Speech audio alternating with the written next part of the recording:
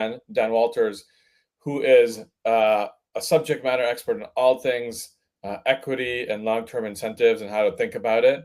So this is going to be a meaty topic. We're going to really dive in, and we'll let Dan introduce himself as well. But yeah, I wanted to kick this off and pass it to Chad. Thank you very much. Thanks, Harris. Thanks, Dan, for joining today. Yeah, hi, everybody. Really appreciate you joining live today. I know that we're going to have really great discussion. So yeah, I'm Chad Atwell, based out of Colorado. I am leading customer success at CandorIQ with Harris. I've been also providing advisory services to a lot of our customers in that space. So a lot of our customers are standing up compensation tools for the very first time, haven't really had access to market data, job architecture, that sort of thing. And so I play a big role with a lot of our customers, just making sure they're getting the most out of the solution and the tools that we provide there. And my background is as an actual compensation consultant. So I've seen lots of different types of equity programs, that sort of thing, and really interested to hear kind of what Harris and Dan have to say based on their experiences. But overall, we'll be looking for your questions and comments as we kind of go through. We'll definitely help address those as we kind of go through it. But that's me. Dan, why don't I toss it over to you for your intro? Thank you very much. Thank you, Harris. Thank you, Chad, for having me. I'm pretty excited to talk about this topic. I've only been doing this for a short while. My name is Dan Walter. I work at Alliant Human Capital. Some of you may know me from when we used to be called Future Sense, or when I had my own firm called Performanceation, or from when I wrote 350 articles for the Compensation Cafe blog over a period of a decade and a half. I've been doing this. I pointed out to my son the other day, I said, great, I've been doing this for 25 years. He said, I thought you started in 1994. He's 10. He goes, that's 31 years. I was like, thanks for reminding me. Yeah, so I've been doing this for a really long time, specifically in the equity compensation space. I provide a wide range of consulting services, but my deepest and most passionate area of expertise is in the area of better use of equity compensation. And I'm looking forward to having this conversation. I love this topic. Yeah. And Harris, you want to do your intro? Yeah, Harris, founder and CEO of CandorIQ. You've seen me in some of the other podcasts as well, based out of San Francisco, and pumped to jam about equity with Dan and Chad. Awesome.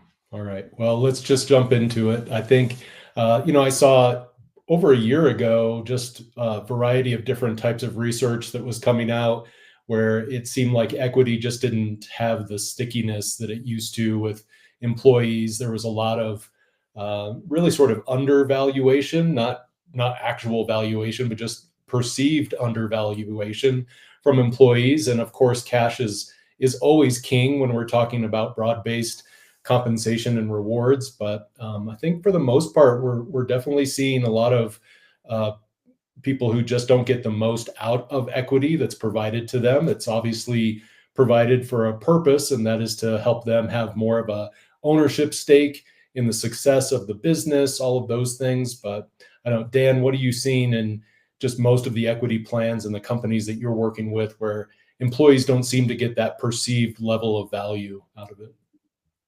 Well, I think, the interesting challenge over the last several years, but over a really long time, honestly, is that equity has not delivered for most people in the way their imagination tells them it should deliver. I remember there was a movie, 15, 18 years ago, and it had to be longer than that, but I'm old. But during one of the scenes, the guy went back in time, and then he comes back forward in time, and he tells his friend who's a kid, he goes, all I'm going to say is Yahoo. Because he didn't want to give away the future.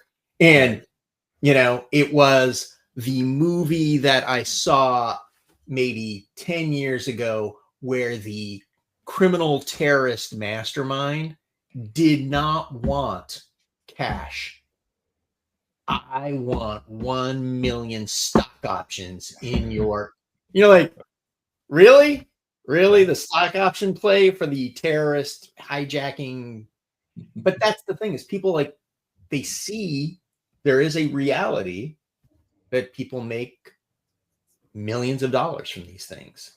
And they see that most of them don't. So let's start with that, which is the reality is seldom what people's imaginations tell them reality should be. It's not a get rich quick sort of a thing. That's just not happening for people? It's seldom get rich quick. Yeah. It's sort of like, I tell people, when you hear about these rock bands that are like an overnight success, you're like, everybody in that band is 35 years old. They've been playing since they were like 10.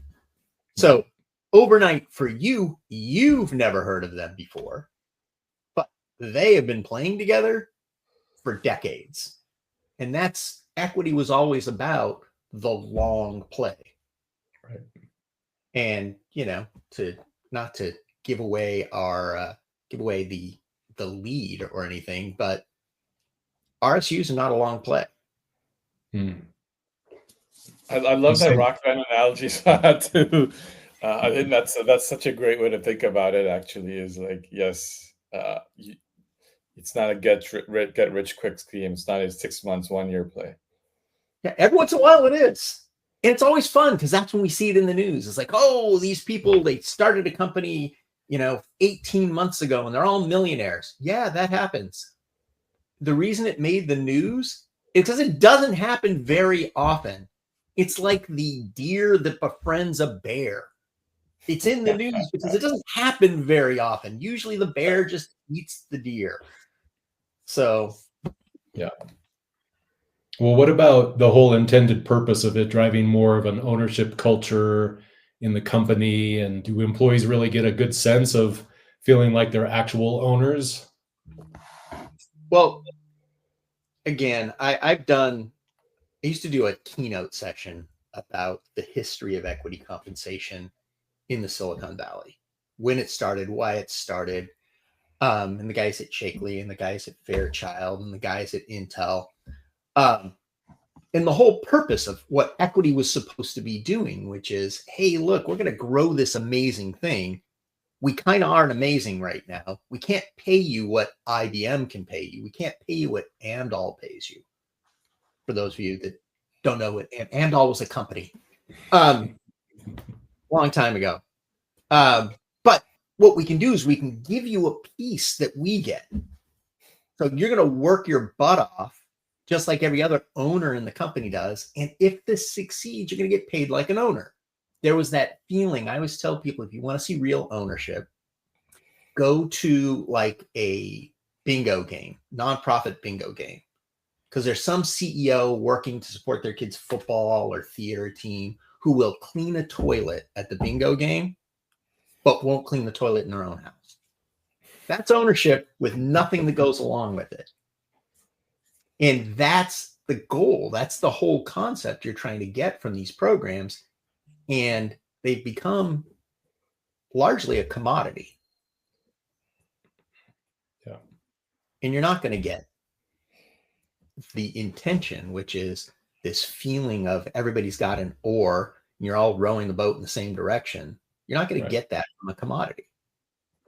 And I intentionally use that word sort of ownership culture because it does need to be supported by an actual culture of ownership and sort of distributed decision making and giving people real authority and autonomy over the work that's being done. And that's just, it's hard enough to get people to, like you say, row in the same direction when you don't have aligned performance metrics and just everything else that goes with it. So what's the definition of success to begin with for a lot of employees that have this sort of nebulous idea of what equity is? The successful, the definition of success is you go public, right? You get to the IPO or you increase the stock value by a certain percentage, but many of them don't have the level of information or education on how the business actually makes money? How does the business truly get value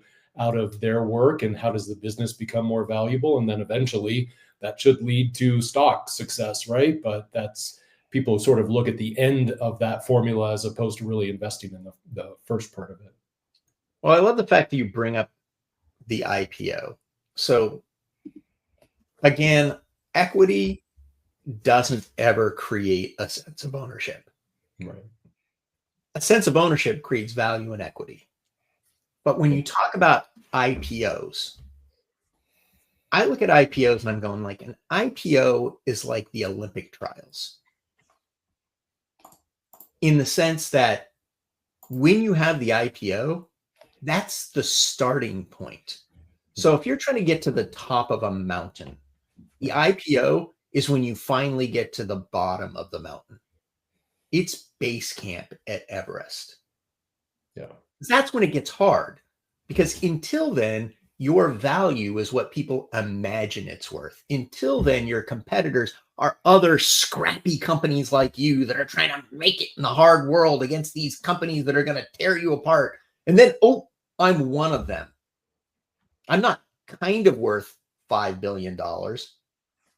I'm now maybe not worth $5 billion, or maybe I'm worth $12 billion, or maybe I'm worth $12 billion today and $4 billion tomorrow.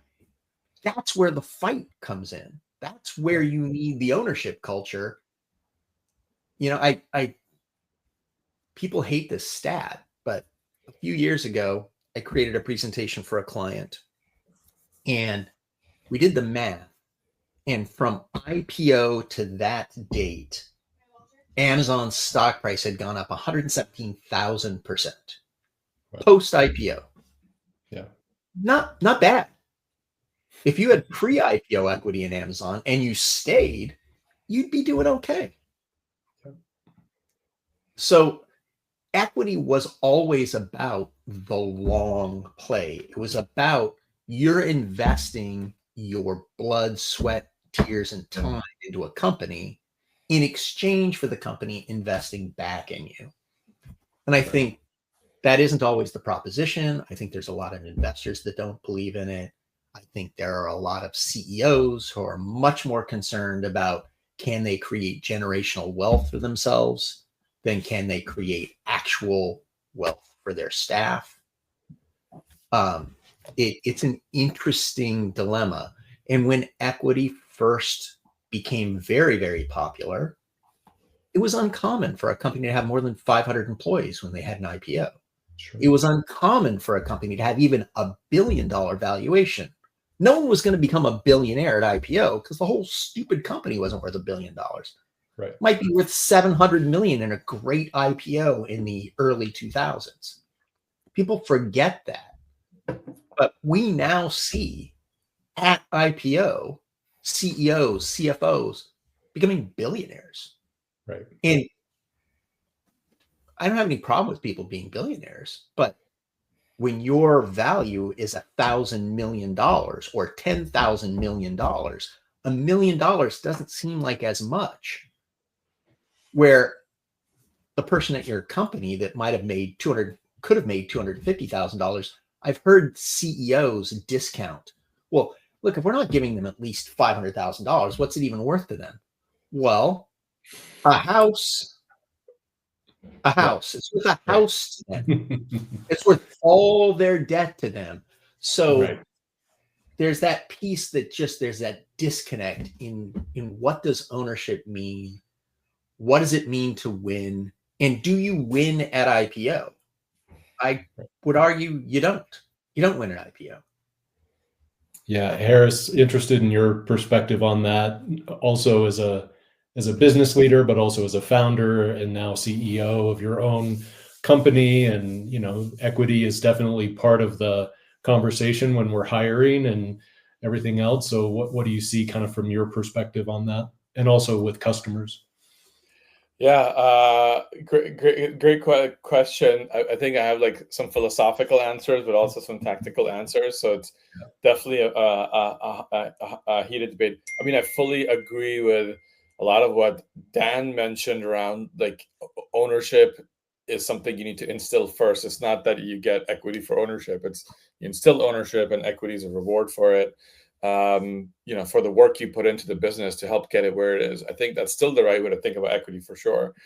The thing that's interesting, to what you're saying, Dan, from the 2000s is with the era of the Googles and the Facebook and Meta, employees have made so much equity. And if I think about the Silicon Valley had, like, it's not necessarily the same in all industries.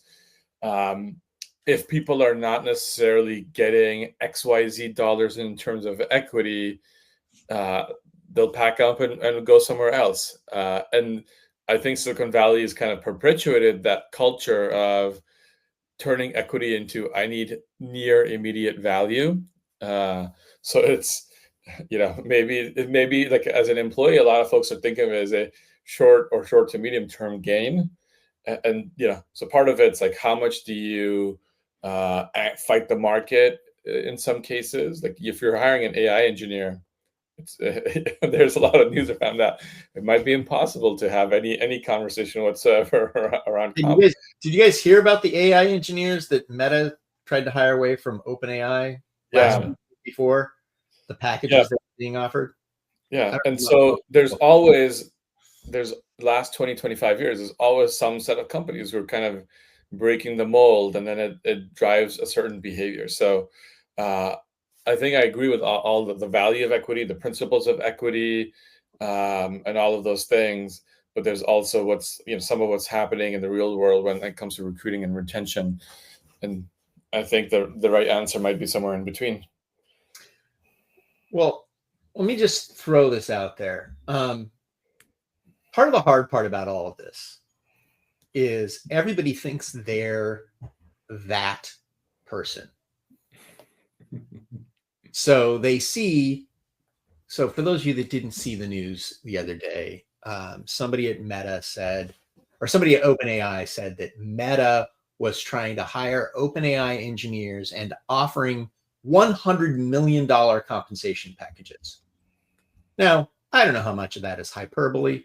Yeah. But I'm going to go with, it's probably not $100,000. Right. It's millions of dollars that are being offered to these people. And yeah, there are some people that are invaluable. You don't know what they're worth. They're, stars. Most people aren't those people. And there is the reality that some people are in it for the short run. I point this out all the time, that people tell me that equity is designed as a retention tool. And I always point out that the tech industry has the second worst retention of any industry, second only to the fast food industry. Right. Yeah. So obviously it doesn't work as a retention tool. So let's just stop even saying that. And when you have RSUs, most of them only have a 3 to 4 year life, and then they're gone. So is that your goal? Your goal is a career of 3 years at a company. That's your goal. You're going to hire somebody, and if they stay 3 years, that was successful. And yeah, to some extent, but that was never the intention. And I would make the argument that if your goal is 2 to 3 years, give people money. Right. Just give people money. Give them a midterm taxed cash and just go, you know what? We're going to take the hit for this. It's going to be a liability. We're going to pay you if we make it. We're not going to just a, midterm STI bonus program and go, that's all you want from us. That's all we're going to give to you. We're not going to eat up, dilute ourselves. We're not going to take anything away from the people that want to play the long game with us. Right. But yeah, you're a mercenary. And something that can be interesting too, if I jump in, is especially with the Gen Z and the younger generation, they also have a different expectation of work, relationship with work, right? Maybe they have other interests and hobbies. They want to travel the world, whatever. I'm stereotyping, but they have many other things they want to do outside of the workplace. And so it's definitely, the incentives are not like the 70s, 80s, 90s, right? And the relationship with work is different. So versus equity. Something like a short-term incentive, a retention bonus, a promotion bonus could be effective, but also other perks and benefits could be pretty interesting and relevant as well. Like, do you let people work remotely 2 to 3 weeks in a year or something like that? Like, that can appeal to a whole group of people and maybe drive that behavior for longer term retention that equity might not, at least in tech. Oh, And and yeah, go ahead.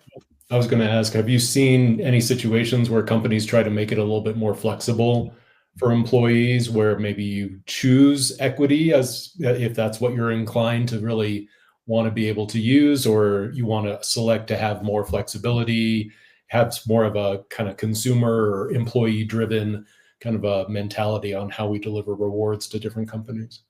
So, yes. So, the poster child for choice programs is Netflix. Yeah. The challenge people always bring up is, do you have any idea how hard that is to communicate? People don't understand it. And all I have to ever say when people bring that up is, do you understand the healthcare plan you just signed up for? Yeah, right. I'm a pretty smart person, and I've done this for a very long time, and I still barely understand those things. Right.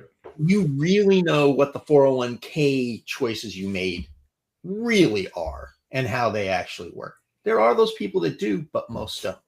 I think communication can be improved. We've actually created something over the last 8 or 9 years we call a hybrid incentive plan, which allows people within a defined structure to convert STI to LTI on an annual basis. Yeah. And they can, depending on how it's structured, but we find giving a little bit more of a prescriptive nature helps.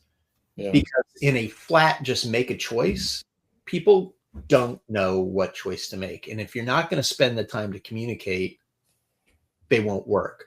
But I'll give the secret to everybody that is talking about why choice programs don't work. No equity works if people don't understand it. Right. So 85% of people who have equity will tell you they don't understand it. So we suck at communication. And as long as we're going to suck at communication, I would argue, if people are hoping for an equity value, and that's maybe your employees aren't smart enough. Maybe, yeah. Or spend some time to make them smarter. Yeah. But then they're going to expect that what you say is based somewhat in reality. It is an interesting paradox, the number of companies that don't want to communicate equity because they have to communicate that it could go up or down. Right. Right. Yeah. And there's so many different twists and turns potentially that can happen. I think that's really where a lot of the companies start to back away, is they're just like, we can't tell you with 100% certainty where this is going to go. And so it's like, maybe we just don't end up communicating, and we let the employees kind of figure it out for themselves. But I think that's why we end up kind of where we are, is that employees just feel much more safe with cash, and they need cash because of cost of living and inflation and everything else. And you do get to the point where certain employees say maybe they do have enough cash and they want to switch it out for equity. That's a great trade-off if you understand the risks that are going into it. But employees have to be their own kind of consumers with a lot of that, do a lot of their own research. Certainly there's a lot of tools. Obviously, Harris, you're in this market trying to build tools to help people better understand some of the future nature of equity and modeling out some different things. But I think that's a great way to kind of push some of the communication in this space, is just to give people the tools that they need to hopefully be able to see what that future might be. If it's slow, if it's fast, if it's up, if it's down, variety of different ways to kind of look at it. But Harris, what do you see in that space? Yeah, a few things. Even if you don't have a choice equity programs, and you have a single equity program, and you've documented how the equity works as an organization, we find that our customers, employees might be confused. Yeah. Even if the information is there, they don't always all get it. So I think there's a couple of things that companies can do to help. One is not just communicate once or once in a while. Like, you have to communicate equity on a recurring basis. How many times does it happen that the employee's equity is vested and they come back and say, like, ask about exercising the stock options, right. Or they're asking about tax implications, which itself is a whole even deeper rabbit hole for them, right? And so organizations need to communicate constantly. I think they need to communicate from when an employee maybe even starts at the company as a candidate. And here's what your equity means. And here's what it means for the company. And here's how it's aligned to company objectives, incentives, and what we want to do over the next 12 to 24 months, et cetera. So you kind of have to start at the very top of the employee life cycle is when they're coming in and communicate constantly. The other thing that we see, at least the companies who do a good job, is they empower their managers to understand equity too, because there's a lot of times where, like, every individual IC goes to their manager or director and asks something about equity. They're like, I don't know, here, go read this JIRA article or go talk to HR, which, if everything is bottlenecked by HR or finance or whoever owns equity, the total rewards team, people are shy. Like, even smart people, I find they're like, I don't want to seem dumb in front of my peers, so I'm not going to ask some of these questions. And they should be empowered to do so. And so really kind of democratizing this information is also, I think, a really kind of key thing that most organizations miss. And the great ones, I think, do a pretty good job of it. Those are some things that kind of come to mind around equity communication and education. Yeah, definitely communicating beyond just the initial grant letter is sort of the big thing, right? Get just the start of the conversation, and and then it gets even more complex from there, because you're not just granting one time in this employee's relationship with the company. You're potentially going back year after year after year, doing additional refresh grants, and somebody gets a promotion and they get additional, and then you've got all the vesting that is now just on top of it, the last one that you got, and just succession after a succession of new grants that are coming through. It's just like, how do you even model some of that? So it gets very complex very quickly. And like you said, I've seen it time and time again. It's employees go to their managers because it's just sort of the most immediate person that they can go to. And the manager very likely doesn't have any more detail or information to provide on that too. And it's not like I could throw together an employee focus group, or a group of employees, because then they're all kind of measuring, oh, you got that much and I got this much and all of those things. It's like, it'd be great if we could get them together and share a lot of just the common questions without necessarily going into the details on some of those things, but that's hard to do too. So it's interesting. I had a client several years ago now. It was one of the coolest things I've seen a company do. They created an equity mentorship program. Oh, nice. So they had mentors for managers and they had mentors for employees. Mm-hmm. And there were people that did understand equity, that took the time, that got it, and were willing to be like on office hours, essentially. And so, hey, I have this thing. Yeah, let me walk you through. Let me show you that. Let me explain that. Not from a, here's how the taxes work, but just here's how the company works. Here's how value gets created. Here's your grants. You have 4 of them. They were granted this year, this year, this year, this year, and this year at this strike, this strike, this strike, this strike, and this strike. They're vested, boom, boom. You start seeing it's all on a screen, or it's all on a, but adding that up was always hard for people. But it was really interesting how much people appreciated just having a person that could explain it to them. And I think that's part of it too, is, we think technology is going to solve this. Technology is going to allow us to solve it. But by itself, it's not going to solve it, because it's still complicated. And you still need to have people that will talk to people. I think the technology can do the communication, but people have to do the conversation. I work with a lot of employee stock ownership plan companies, ESOP companies. And one of the most fascinating things is they are employee-owned companies. Some of them 100% employee-owned companies. Yeah. One of the most fascinating things years ago, the first time I ever went to an ESOP conference.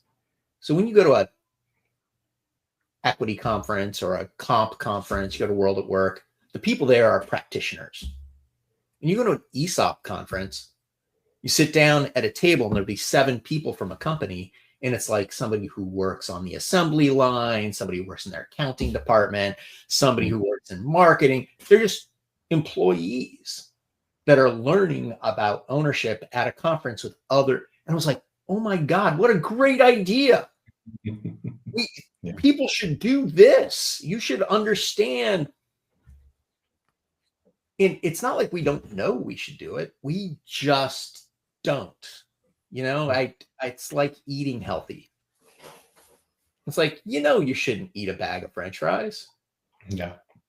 But, somebody puts a bag of French fries in front of you, you're going to eat them. And that's, I think, where we are is we have to start treating people with the same value we're putting into them. So these equity awards are designed to be very expensive. We can't treat them like burgers and fries. We got to treat them like a gourmet meal. You got to explain, here's where the meal came from, and here's all the ingredients. And no one really cares about the ingredients to a fast food burger, other than there's a burger and there's a bun and there's maybe a slice of cheese. But when you go spend $70 on a meal, $100 on a meal, you want to know where the wine came from. You want to know, what the chef was thinking of. And I honestly think we need to treat equity compensation, especially, but really all of rewards, but especially this things with real value, and say, look, this is what it is, and here's the components of it, and here's why the vesting is what it is, and here's what's going to happen, and here's what happens in an IPO, and here's why you want to wait after the IPO, maybe for a very long time. Yeah, you can get out at 180 days, but do you really need to get out at 180? Maybe you really. Nobody does that. I shouldn't say nobody. Let me clarify. The companies everybody here admires all do that. Right. Nobody else does it. Yeah. Every company where you go, oh, I want to be like them, they have a very different equity plan and they communicate it. All the ones that you sort of don't know much about, or the ones whose employees you're going to hire away after 2 years and they don't take their equity with them, they have some kind of generic something. You name a company that you really, really admire in this space, almost always they have good communication programs and they have a unique aspect to their equity program. Almost always. Yeah, you don't want to be the company where the employee doesn't really look at the equity awards that they have until they're negotiating for whatever their next job is going to be and that sort of thing. So yeah, it's great. Yeah. Keep it in front of the employees. I also just really encourage anyone in this space, like you said, it's sort of like all rewards, is that you should have a very defined purpose and goal behind what you're offering and why you're offering it. So we offer short-term incentives, long-term incentives, a variety, retirement plans, healthcare plans. Like we do all of these things under the umbrella of some sort of total rewards compensation philosophy statement. But really, it's just a set of what is it that we're intending to achieve through these programs? What are we trying to make? How do we increase employee experience in our organization? How do we make sure that they feel rewarded and cared for, and all of those things as well? Those are things that you can reiterate all the time as you're kind of pushing out communication and bringing it back to that ultimate philosophy. But Harris, on the sort of the transition or transparency side, there's not regulations in this space, obviously, to communicate necessarily to employees full transparency, but how do we make it more transparent for employees, get better levels of engagement, ownership, those sorts of things? How do you see that play out in different companies? Yeah, I think there's translucency, I'd say.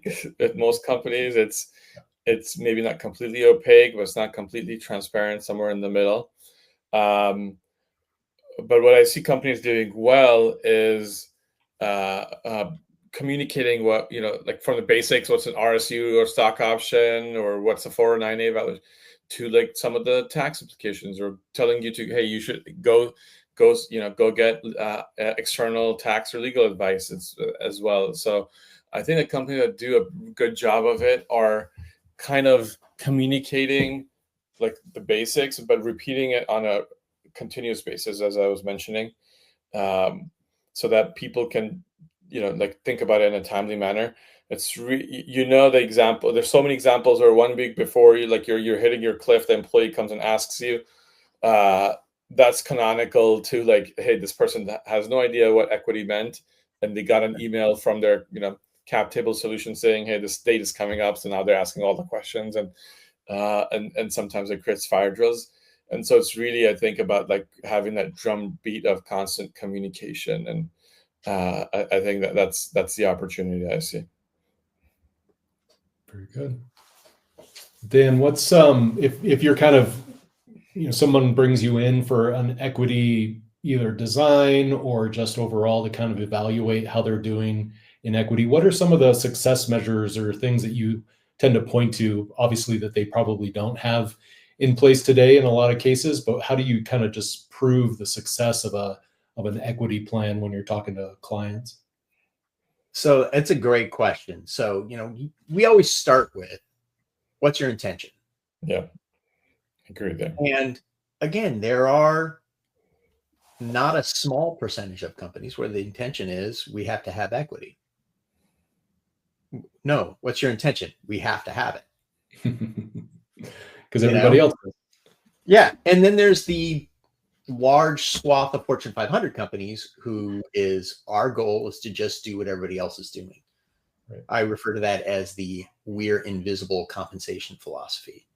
As long as we just do what everyone else is doing, no one can tell us we're doing it wrong. Right. Like, what if you're all doing it wrong? Well, everybody can't be doing it wrong. Actually, everybody could be doing it wrong. But then we sit down and go, all right, let's start with, do your employees actually value this? One way to do that is to talk to your employees. Don't survey them. Actually talk to people and go, hey, so what does this mean to you? How does it work? The vast majority of them will say, I have no idea. I don't really understand it. But the other thing we look at is, are people exercising their options? Are they exercising holding their stock options, even pre-IPO? I dealt with a company recently that's pre-IPO worth billions of dollars. And their entire executive team, no one had ever exercised a stock option. Wow. Not one. I'm like, I don't get it. Why are you not exercising? There's so many potential advantages to exercising earlier when the stock price is low. Yeah. And finally somebody said, well, we get to keep our options after we leave. So why would I take the risk now? I could just quit, hang on to my options as long as I want. And then if it turns out that it really does get like worth millions of dollars, billions of dollars, whatever, I'll just exercise then. Yeah, it'll cost me more, but it doesn't cost me anything now. Right. There's no risk. And you're like, okay, that's a strategy. But then you go back to the company, you go, do you know you created this? Right. What do you mean? Well, your retention program is the anti-retention program. So the reason you gave this to people was so they wouldn't feel like they were going to get laid off. And now what you've done, you built so much built-in value that everyone just feels like they could leave whenever a new person wants to hire them. Yeah. Because they have built-in value you're going to just eat up, and now you can't hire people in the future. So one of the things we're looking at is, do people exercise? Another piece we look at is, how many people walk away from their vested equity? Which is an astounding percentage. And to the extent people are walking away from vested equity, it means they don't understand the potential future value, or your potential future value is a lie. Right. So the value that you claimed it would be worth isn't real. And when we see that, it's like, okay, either your communication program is terrible, or your employees do not value your equity because for whatever reason, it isn't the promise you told them it was. Sure. So now let's start. Now that gives us something to talk about, which is why do people not value the equity? And the number of times I see communications, and it's usually the rollout communication. It says, imagine our stock price goes from 10 to 50. I'm like, okay, well, imagine it goes from 10 to 50. Also pretty unlikely. Not a lot of company stocks go up by 5x in 3 years, but all right. What's your stock price at right now? And they'll go, well, it's at 3 or it's at 86. I'm like, well, why are you going from 10 to 50? Well, it's easy math. I went, but it's completely unrelatable. Imagine you got 10,000 shares. I want nobody at your company has more than 400 shares. Why would you use 10,000 shares? The math is easy. Right. For who? It's not easy for them. So the other piece we look at is, what is your turnover rate? So is your turnover rate 18 months? Is that your average term of service amongst the people you most want to keep? If that's the case, your equity isn't working. Yeah, sure. Almost every company has a 3 to 5 year vesting schedule still today. And then the last piece we look at is how many people have equity that is near the end of its life. Because that gives you an idea of how many people have been around for a while, but also the numbers of people that might need to be reminded or forced to do a transaction before expiration. And again, most companies don't know that it takes an average of 14 years to go public. You give somebody a 10-year grant life. That means their earliest grants will expire before your IPO date, right? Which in this market, not unexpected, except at every company where it happens. And then people go, now what do we do? You can't replace them. Right. Right. So those are some basic things we're looking at is, are there transactions and are people's histories correct? And there's been over the last 10 years, this movement towards everybody needs to get a refresh grant after X period of time. And one of the things we look at is, what's the value of people's equity?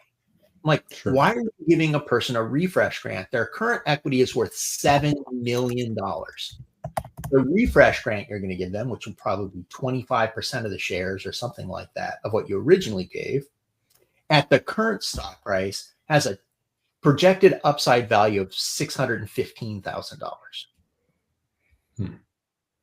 Is that the best use of your equity for this person that already has millions of dollars built in? Or is there something else you should be giving them? Are you refreshing for the sake that everybody else is doing it? Or are you doing it with an intention in mind?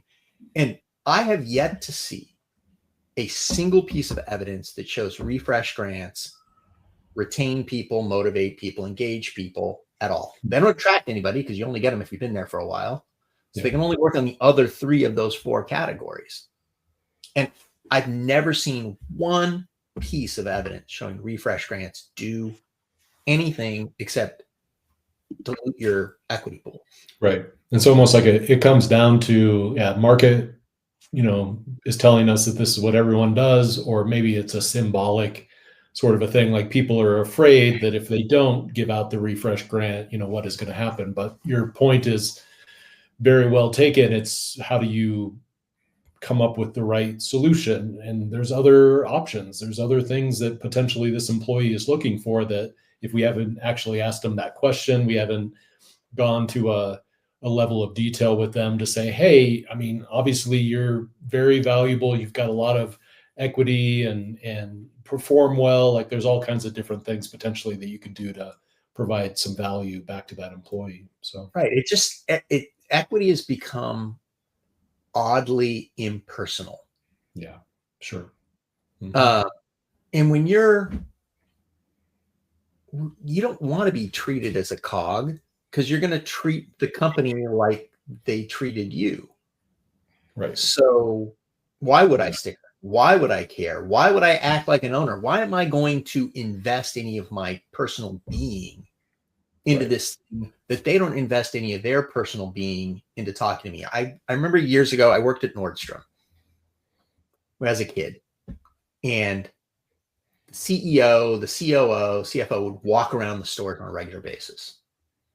They'd come by twice a year to every store.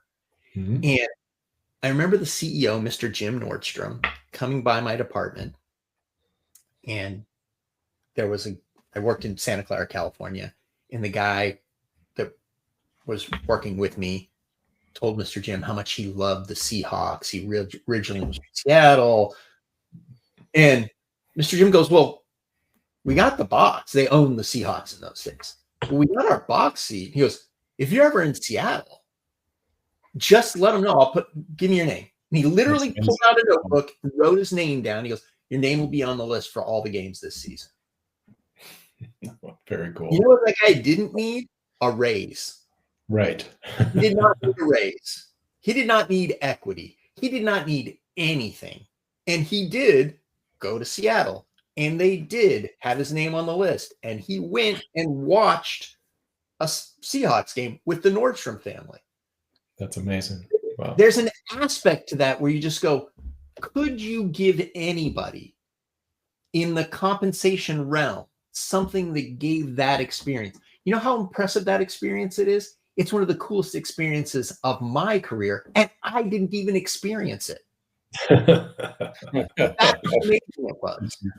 That's an amazing story. That's awesome. Yeah. And Nordstrom, obviously very well known for a lot of those types of practices where they just execute incredibly well, or making connections with employees and that sort of thing. I mean, Harris, we can't turn every company into a Nordstrom's, but, for those customers that are using our products and, helping to communicate compensation and other things to their employees. I mean, what do you hope is kind of the takeaway here, that companies are using our tools to be more transparent, but also just to give employees some ways of like managing their own compensation through their process? What do you think? Yeah, I mean, I think one is a couple of things we touched on, but also call some new things. So like the things we talked about is to really think about what is the company goal and objective, and making sure like the employees understand that. Two, it's really like tying equity to that, and Dan said it so well. It's you're an owner in the business, and so aligning the incentives there, communicating equity on a repeat basis, but also with managers, kind of democratizing the understanding of that. The other thing I would say, that we haven't touched on is, sometimes finance and HR are thinking about equity in different ways, and not necessarily perfectly aligned there. So having a single unified view of what does equity mean for your company, regardless of which executive, whether it's finance or HR especially, I think it is also really key. And being able to, thinking about equity as compensation as well, like cash. Yes, maybe it's not, money in the bank immediately, but you're diluting your option pool, and maybe not sometimes achieving the goals that so you should really think about equity too. It's a finite resource. It's not an infinite resource, that's for sure. Right. If anything, it's more restrictive than like you can make more cash but you can't necessarily that easily, expand your option pool. Or your equity. So it's even a more finite resource. So that treating it as such, and modeling it out, and thinking about it, and thinking about hiring and reorgs and rifts and all of those things tied to the equity that's available, and really kind of going through the exercises. Something I know we didn't touch on, so I wanted to bring it up. I think that's important. That's great. Well, I think we have to leave it there. Appreciate the discussion today. Both of you, just really great topic. Want to make sure everyone has a chance to make sure that you're visiting Dan at Alliant. Look him up on LinkedIn. He's out there talking about these topics all the time. And then both Harris and I at CandorIQ would love to have anybody who's interested in finding out more about the tools that we offer in this space and that sort of thing, just let us know as well. But appreciate it both. Have a great rest of your Monday, both of you. Thanks very much. Thank you. I enjoyed it. Take care.